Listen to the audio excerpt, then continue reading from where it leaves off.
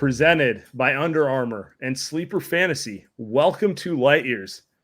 Andy, Lou, we got a special guest today. Yes, sir. We're a week away from the trade deadline, 10 days away from the Super Bowl.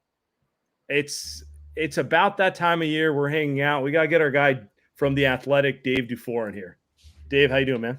I'm fantastic. I'm excited to be here. It's been too long.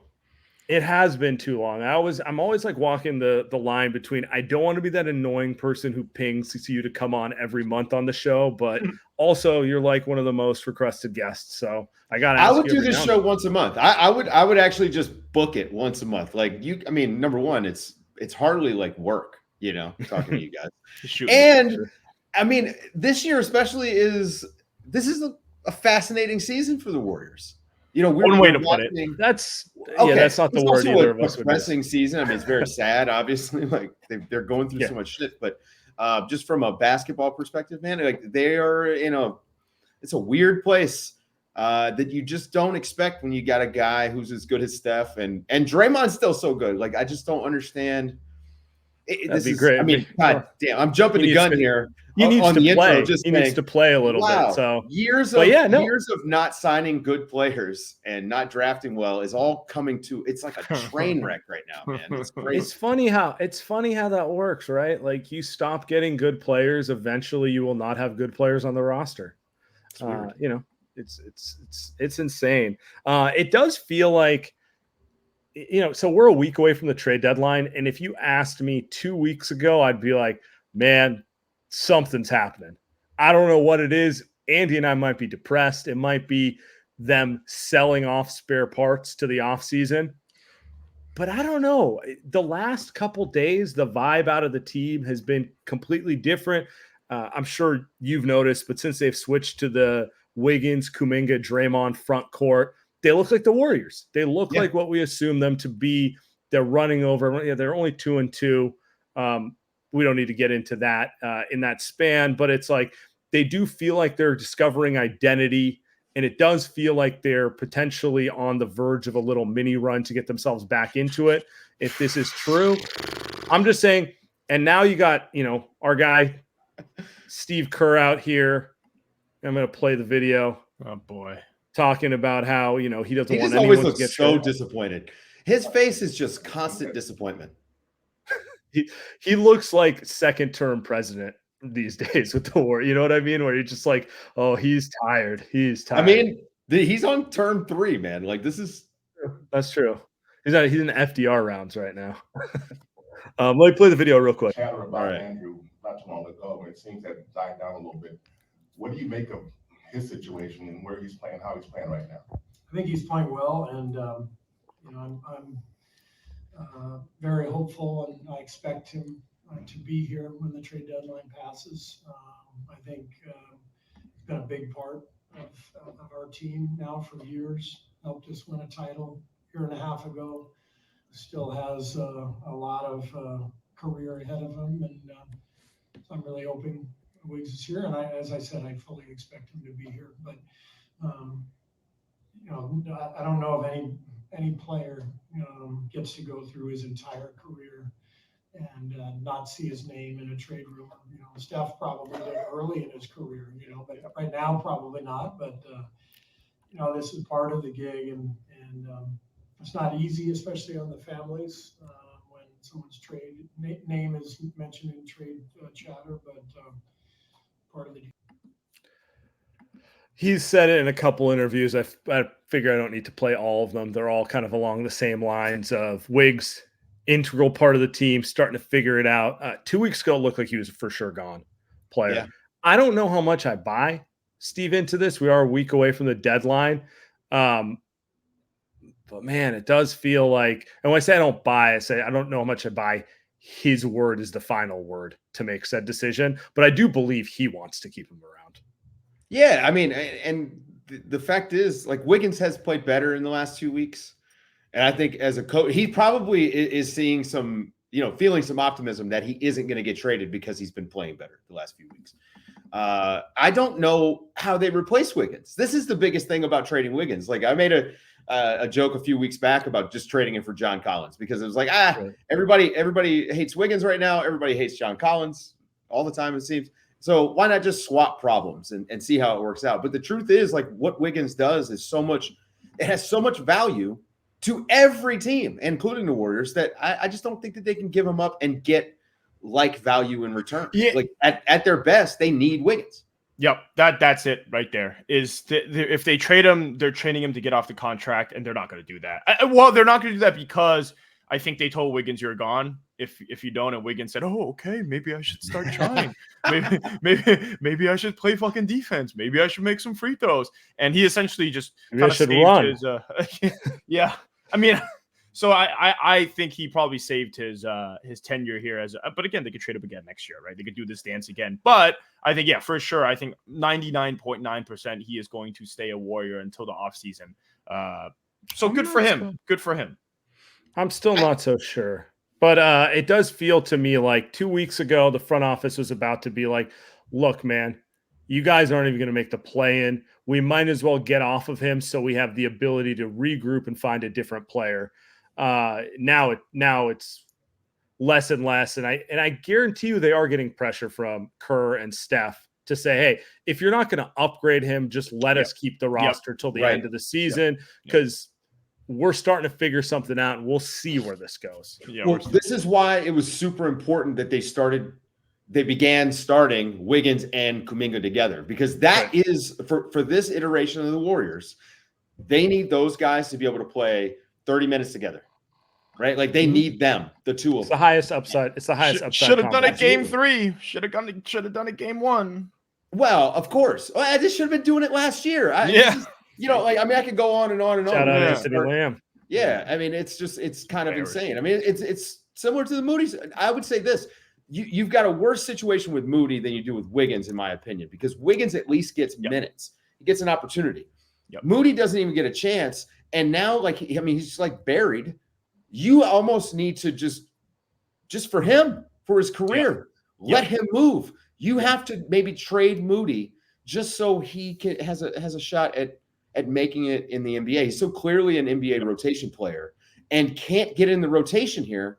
And it drives me insane to see. But I just think about this kid's career. I mean, he's so early into his NBA career, and everyone sees that this is a guy. He's a 10-year vet, rotation guy, does all the stuff that makes role players stick in the NBA, and for some reason can't play on a team that needs dudes like Moody. I just don't get it. That's my number one guy that's gone at the trade line. If I had to guess, that's the number one guy. And it sucks because he could help this team. And how many games did they lose in the early part of the season sticking with Wiggins and 45-year-old Chris Paul and all the different things they're doing when Moody was giving them good minutes just to blow it to the Sacramento Kings by 20 and all that sort of stuff. My whole thing is when I'm looking at this, I get the optimism about this lineup. Doesn't it just lead them to being stuck in the middle still? Aren't they just kind of sitting there? And I don't want to be the person saying, screw this season, throw it away. But okay, Andrew Wiggins is starting to figure it out. What's going to stop him from going back into this lull again? That's who he's been majority of his career. 2022 was the exception, not the rule. And part of me sitting here going all right, you figured something out. Your best case is you get on a run, you make the play-in, you win through the play-in, maybe you win a round in the playoffs, and you're still a little stuck. Don't you just want to start the process of finding that other impact player to help Steph now? Because what we're talking about is Steph's still phenomenal. Guys are getting old, and the guys they're counting on to be impact players are either too young or 28 and historically inconsistent. But what are you getting trading Wiggins that helps you get the impact guy? You're not getting anything. You're getting 2 seconds and an expiring. Maybe, I mean, are you going to loop in multiple teams and maybe you wind up with Dorian Finney-Smith? I'd rather have Wiggins. Yeah. I mean, when you play it out that way, it's I'd rather gamble on him figuring it out for a month than the opposite, right? It feels like a repeat of the Jordan Poole one, right? It feels like, hey, they just got to get off Jordan Poole, different reasons, but they got to get off Jordan Poole so they get Chris Paul as an expiring. That it's kind of what they what they had to do. And actually Chris Paul has been good as a basketball player this season, but like you're not getting anything there. Now actually though, let's say they trade Chris Paul as an expiring for someone else to the deadline in the offseason, then you're like, okay, that could be the move. So maybe that's that. But then like they already have expired. They already have the Clay expiring and the Chris Paul expiring. So I'd imagine like I don't like can they even get a first for Wiggins? Like no. And not at all. I mean, no chance, right? You got to think about it's not so much. It's not really about Wiggins. It's about the other team, right? So the teams that need a Wiggins, Cleveland, right? Like if Andrew Wiggins is in Cleveland, like that team is real good, right? They get better immediately. Maybe they give up a first to get Wiggins, but if you're the Warriors and you're trading Wiggins out, you're really going to make I think a contender better. Because a bad team isn't going to give up anything for Andrew Wiggins. Like he's not young enough to be a part of a young core. He's not a number one guy, so it's not like, oh, we're a guy away. Let me give up a couple first. Like right, he's we're playing for now. We're going to give up our future. Yeah, right. And so like it's almost more of it's not an OG Anunoby situation either. You know where you get 3 firsts. He just doesn't have that sort of reputation. I mean, it really is. Unfortunately, it would be more of a dump move unless you find a guy that you like who's maybe underperforming somewhere else and you can figure that out, right? We'll just shop underperforming pieces all around the league and figure out where the pieces could fall. I just don't know, but I stand on Wiggins being the best option for the Warriors regardless of trade. They're just unless they're going to make a trade for LeBron James, in which case Andrew Wiggins, pack your bags. I mean, LeBron on this team would actually solve a lot of problems for them. Well, I don't even care if it solves problems. I just want to see it. I don't even care. I don't care. I don't even root for a championship. I just want to see those two guys. I mean, it's good for the podcast. Selfishly, it's good for Sam and I. It's good for everything. You guys going to run LeBron out of town, though? He'll run us out of town, actually, is probably more likely. He'll get our podcast shut down in 2 weeks. He'll bite back. Yeah, I don't know. I don't know if we're ready for that battle. Yeah, I don't think we can handle Clutch Mafia. I'm sharing a tweet from one of our guys, Loyal Light Years, Sir Goon, Fake Logic, and Steve Kerr was going off about how the team lacked grit, and he's loved how they've responded since then. And it's just worth calling out. Like, yeah, they feel like they've discovered something. Draymond solves a lot of problems because, newsflash, he's a really good player. He does a lot of really good things. And it feels better watching them, and they still went 5-7 in January. You know, they're still 2-3 since Draymond returned. Small sample, wouldn't be shocked if they won 4 in a row to run it off. But all this is like pointing me back to this idea of like, man, if you get everyone going, are they actually still that good? And I still don't think the answer is yes. I still don't think we're like, oh man, if Wiggins just stays on the course and they get Chris Paul back healthy and a couple other things, it's like, I'm not buying that this is that high of an upside that you have to be protective over every piece, which is kind of we're a week away from the deadline. I'm now thinking they're not going to do anything. And it's just kind of like, cool. Well, they probably feel that if they get to the playoffs, they can beat any team. Which I mean, it's probably Clay's going to talk about Game 6. That's right. We know it's going to happen. He's going to do this one like 18 times. It's probably true, but it's not what I would bank on. You know, I mean, they're just not. They're not good enough to go into any series and be favored. Not against like the Nuggets. No way. They're not going to be favored in that series. They're not. Thunder might be close because you've got the age, and I mean, let's just be honest. Like that does matter.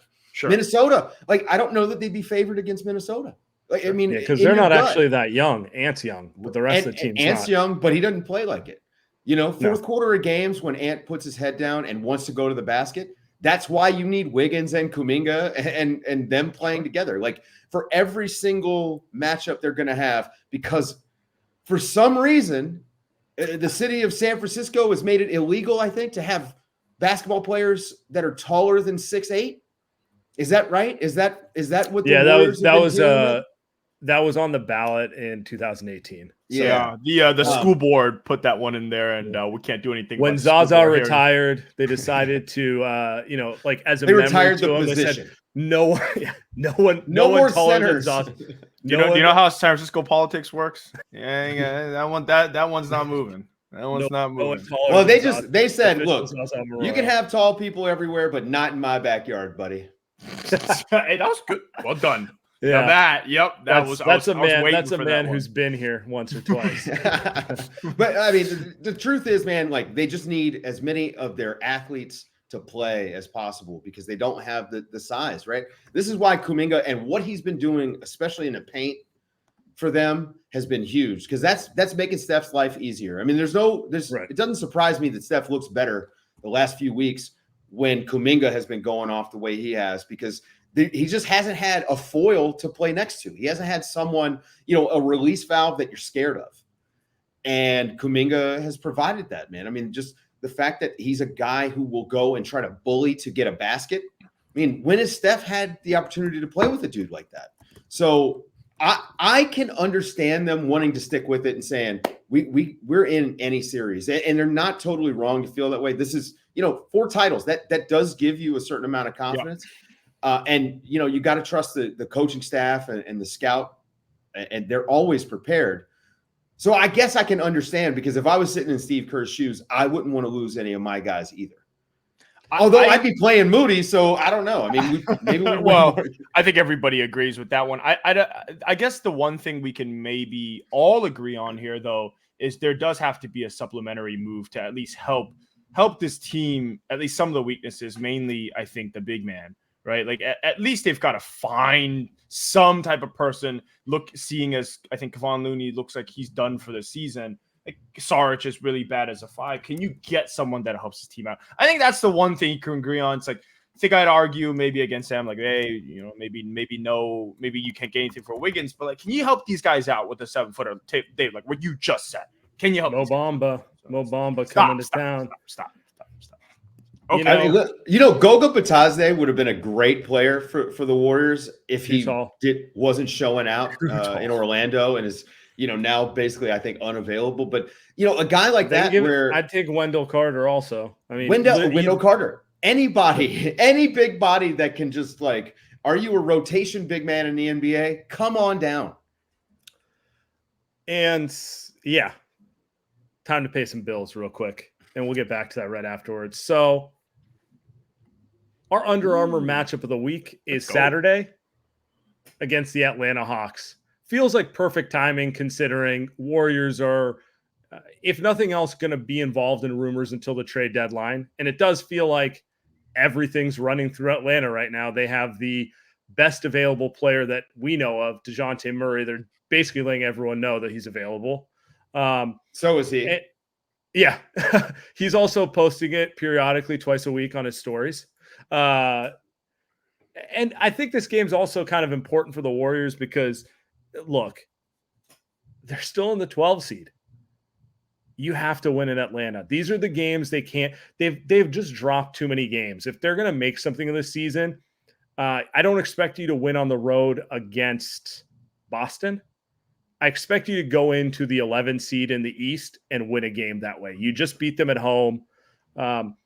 They seem to hate each other, which is why they're blowing it up. That's got to be an easy win for the Warriors. That's why it's the Under Armour game of the week. It is also the Under Armour game of the week because DeJounte Murray will be dropping 45 points in an audition to play for perhaps his future team. Clint Capella, maybe he will lose 10 pounds before the game to show that he can also be the starting 5 for his future team. So yes, Sam, the Under Armour game of the week brought to you by our guy, Dirty Curry Brand. The man who makes it all happen. They can pick up Clint Capella maybe while they're in Atlanta. Just come on. Let's go. That's the goal. Man, I've solved a lot of problems. Just don't tell San Francisco that you're over 6'8". Don't let them know. Don't tell them a lot of things. All right, hold on. Before we get back to it, we are brought to you by Sleeper Fantasy. NBA season, we are near the halfway point, if not already at the halfway point. Which means now you can 100x your cash on daily fantasy basketball. Basketball, never been more exciting with guys like Steph, You got LeBron, you got Luka, you got KD, future Warrior LeBron James, by the way. You can pick more or less on stats for these stars like points, rebounds, threes, steals, double-doubles, and more for up to 100x payout on Sleeper. Get your picks right, win big. You know the promo code LIGHTYEARS, and you'll get up to $100 match on your first deposit. See Sleeper's terms of use for details. Currently operational in over 25 states. Check out Sleeper today. I think the other reason I'm less and less optimistic the Warriors will make a trade is it's very clear that their front office wants to make the perfect move. They're not into just making a move. And that just adds another layer of complexity on top of it. Like, they're really expensive. Coach wants certain players. Stuff's not really out there for them. And then on top of it, they're a little gun shy and afraid that if they make the wrong move, that'll screw them for eternity. You can laugh at that, but look at the Lakers. You make too many moves, you just have nothing going for you going forward. Although I would like to have Anthony Davis on the Warriors, so that wouldn't be the worst thing in the world. Anyway, and so that's where, we mentioned DeJounte Murray. I believe the Warriors could trade for him. I think they have a better offer than the Lakers, for example, but would they want to? This seems like the textbook type of thing where the front office is like, we'd be giving up a lot for someone who wouldn't move the needle too much for us. So now I'm going to get into my trade machine. Oh gosh. It's just like, this is where I hate to be that. Whoa. I hate to be that guy. Now that's a trade. Dave is amped up. Look at him. You throw Jake Moody in this trade too? We'll be good to go, man. They could, wow. We're helping all the Bay Area teams. Yeah, we are. Yes, we are. Yes, we are. Finally, Kevon Looney going back to Atlanta. Oh, welcome home, Chris Paul going back to it. Yeah, so it's like, if the rumors are to be reported, Atlanta gets off a bunch of money by the Warriors sending Chris Paul. They get a prospect in Moses Moody who makes a ton of sense next to Trae Young, and they get a lot of the Warriors' future, which looks, in terms of draft picks, which might be attractive. In return, they also clear a ton of money. So this would require the Warriors to be invested in this. The Warriors would get DeJounte Murray and Clint Capella, who we're just not going to tell people is over 6'8" because it's illegal. I don't know. I just feel like this is the type of thing that maybe the Warriors could do. It'd be a huge gamble because you'd be giving away long-term picks when Steph is 39. You might not be good at all. And is DeJounte good enough to carry the mantle for you at that time? Is Kuminga DeJounte? You know what I'm saying? This is a big risk move, right? Yeah. DeJounte, the contract is great, I think, for DeJounte, right? He's not going to very reasonable. It's long-term money, but it's good long-term money. I don't think DeJounte Murray is going to stop being a decent starter. It's not a max contract. It's just very good starter money. Yeah. If he winds up as your third or fourth best guy in 2 or 3 years, that's okay. That's okay. You can live with that. The issue is, does it move the needle enough this year? Because it's all about now, right? And that's I my don't question. Think about times without Steph Curry. And that's my question for you. If you're going to give up picks 3-4 years down the road, you want to feel that you're going to get a real chance to win a title in this year, next year, maybe the year after, while Steph is still Steph, right? Would adding someone like DeJounte Murray and then Clint Capella would be that role-playing center that they lack, would that actually be enough? Or is this one of those things where it's like, you're the Lakers, you change the decks, but you're kind of just the same, scary because you have Steph Curry, but not actually a great team. The interesting part of this is I do think it brings them back to what made them successful their entire dynastic run. Is you can toss out a lineup or at least 6 to 7 guys where now you're talking about Wiggins, Kuminga to go with Clay, who's still good defensively against 3s and 4s. And then you throw in DeJounte Murray, who can cover for Steph now you're covering for Steph for 48 minutes a game. Now you have a lot of defense. I know everyone's going to say DeJounte Murray sucks on defense this season, but I'm just going to assume that he's just goofing off in Atlanta because it's Atlanta, and he's going to be serious. Plays next to Trae Young, man. And Trae is better this year. I'll give him a ton of credit. But Trae Young is never going to be brings at defense. He's never even going to be average. Too small. He's more worried about scoring 25 points. Yeah, so that's why it brings them back a little bit to, all right, we got a bunch of 6'4", 5 to 6, 8 guys, right? Yeah, exactly. 6, 8-ish guys that are, relatively athletic, super long, can play defense. Draymond's going to tie them all together with his IQ. And now you've got a team that, yeah, like Sam talked about, are you happy enough with the first round exit with what they have today? I would say probably, because at least they make the playoffs. This team, if you can get off of Paul and give Moody a shot somewhere else and get Murray and Capella, yeah, you're probably saying this is probably like the Lakers, where maybe they get lucky and they make the Western Conference Finals. Maybe they do.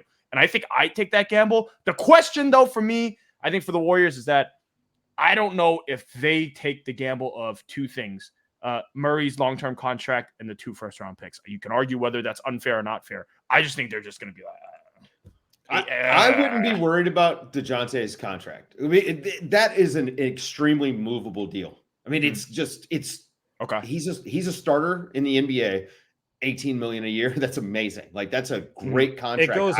It goes up to mid-20s next year. Still a but great contract. That's Wiggins, Draymond money. Contract. That's Clay money. Basically, it's plus starter, but not quite an all-star money. Yeah, that's a good deal for him. He's a good player. The issue is, is he your 6th man after this trade?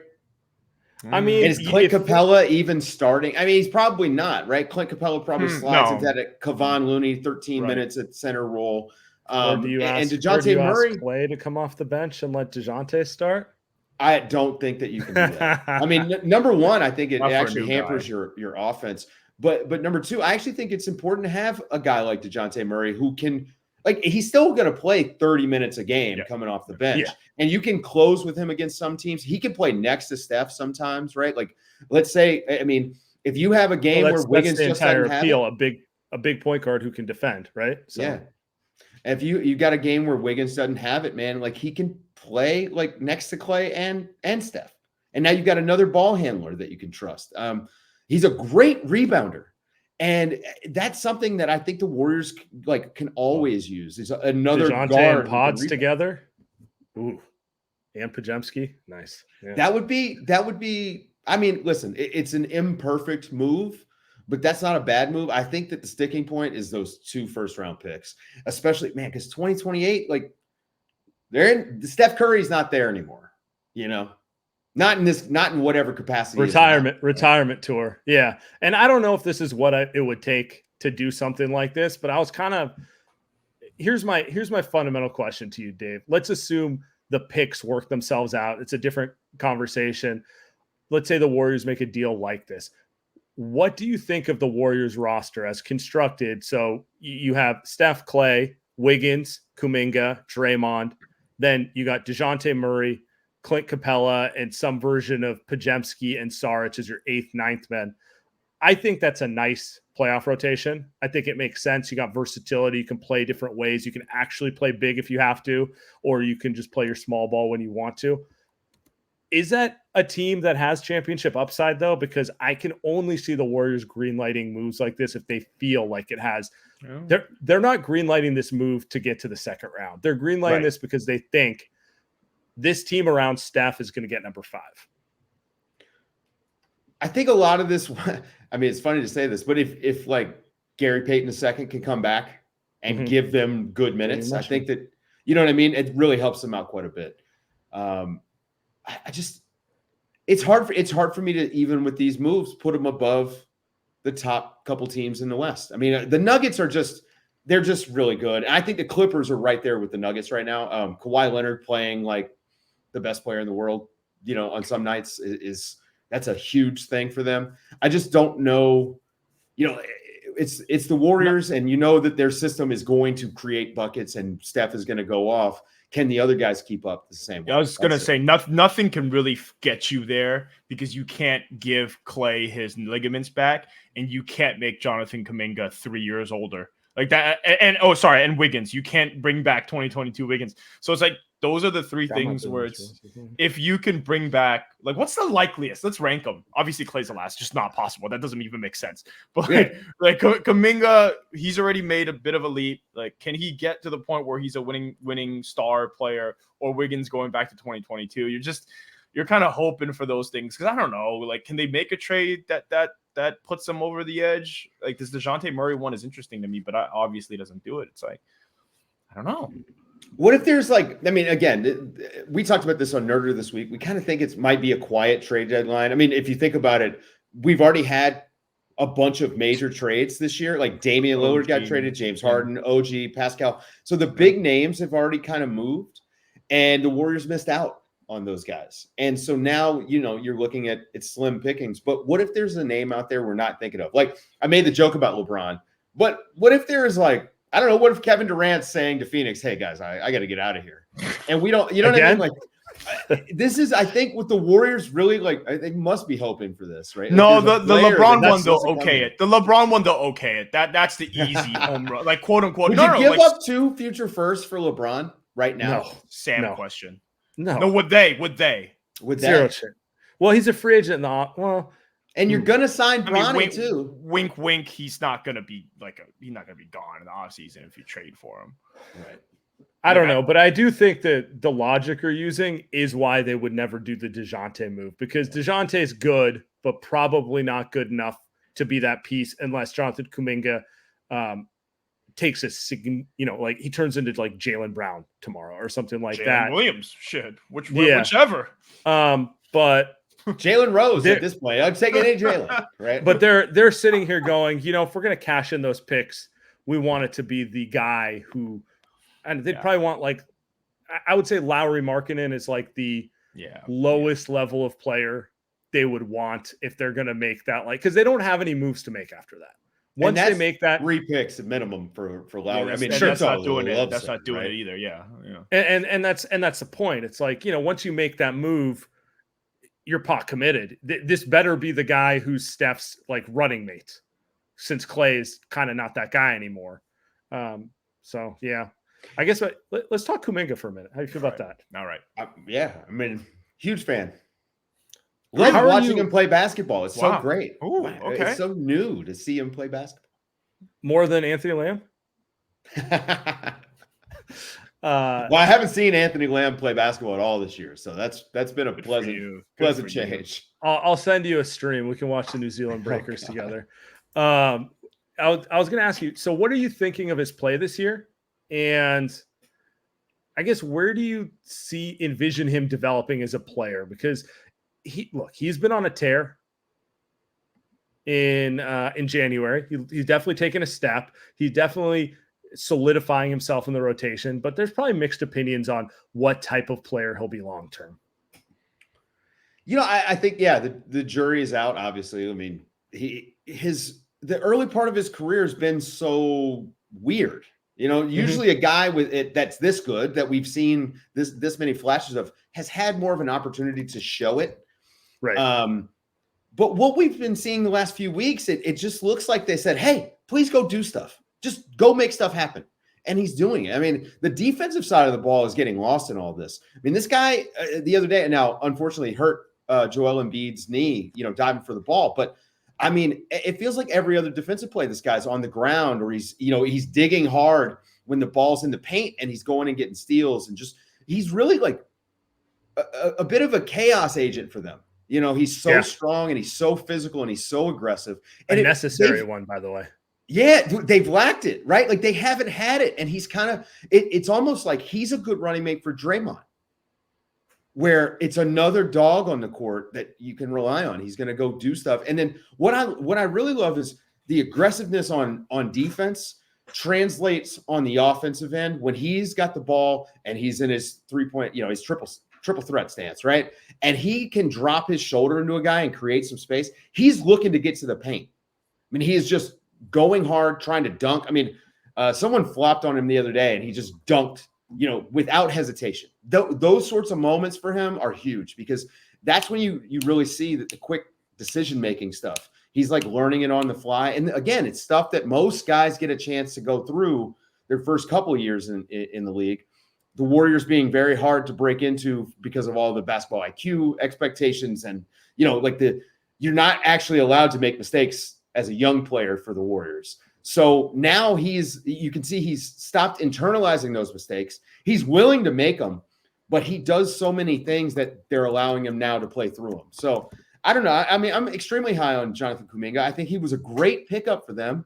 And I think this guy, I mean, he could turn into the guy that's the star of the team going forward, like maybe beyond Steph, right? Like, but he could be the running mate for Steph as early as next year. He's got to continue to grow. I needed that.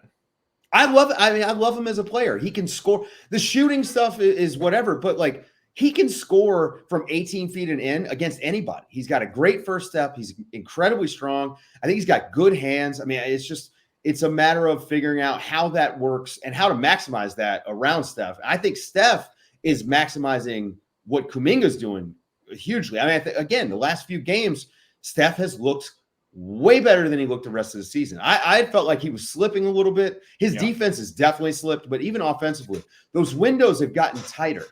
I mean, he's already operating in tight margins anyway, but with Clay not being Clay and Wiggins not doing anything for you, I mean, Kuminga has now opened him up a little bit more. Yeah, I like that. How about defensively? For Kuminga? Yeah, because he's got the tools. Yeah. Right. He's forceful. I love, and he's active. His second jump, trying to block shots and change shots around the basket. He's added rim protection. This is, again, like Wiggins was good at this. Like Wiggins was a fantastic rim protector during that run to the finals. I mean, this is why, he really like made Draymond better because of that. But I think Kuminga's offering a little bit of the same thing. Okay. So look, they've got a shot in a playoff series against anybody. Do I trust them to not be in the play-in? As currently constructed, no. They've got too much, and one game. I love it. Like I trust them in a series. One game is tough, right? Like that's the thing, though, because one game is just tough for them. I mean, what if that's the game that Kuminga throws a pass away in the first possession, and he goes and he plays 13 minutes that night? Chris Paul, get up! You're coming in, and that's the other part, which is annoying, because Chris Paul's been out, but we know where Steve goes when things get tight. I mean, most coaches actually skew that way, to be honest, but just such a veteran guy, and so to your point, what happens when they get into a tight game? Yeah. And Kuminga has, he starts a little tight, makes a couple of mistakes, just whatever. Not like Draymond isn't throwing the ball over the place too. How about Steph Curry, man? He's three. He throws some of the dumbest passes I've ever seen in my life. And I, again, like we've talked about this. The line between genius and insanity is very small. Yeah. So, it's a good way to describe Steph. Again, man, I trust those things to shake out.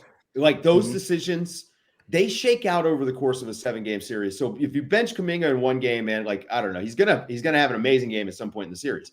But in one game, it's a magnifying glass on every single decision you make because you don't have time for things to shake themselves out. You're going to play Chris Paul over Kuminga in a crucial moment, and Chris Paul's going to be short. Yep. Thank you. That's all. And you get one shot at it. You do it one game out of 7. Oh, man. All right. Well, you know what? We're going to learn from that. You do it in one game in a single elimination, your ass is going home. Yep. We've seen it in many games already this season. They don't learn from it, Dave. So good. The podium apology, my personal favorite. I take responsibility. I should have had Kuminga. Fuck off. He's done that that's why I feel bad for Moody. He apologized to Moody on the podium twice this year. Just play him, Steve. Wake up. Just play him a little bit. Wake up. Kuminga needs to complain that Moody's not playing enough. And that's what seems to change things. So. I think he's complained enough, just not publicly, I think. You know what's funny is Moody would be great next to Trae Young. What a great compliment for Trae Young, right? Like he's going to shoot 45% from 3 if he goes to Atlanta. He'd fit a lot of teams. He's every team. He's a pretty easy plug-and-play player, which is why it's so infuriating that they can't figure out how to plug him in and play. Only in the postseason. Yeah. Only in the postseason. Yeah, that's my favorite part too. We're not going to play him all year. Then we get into a playoff matchup and realize, oh yeah, he's one of the 7 players who can play in the series. Dumbasses. Don't know why he can't play. Why he can't play on a Friday against Memphis, but when we play against good teams, we need him.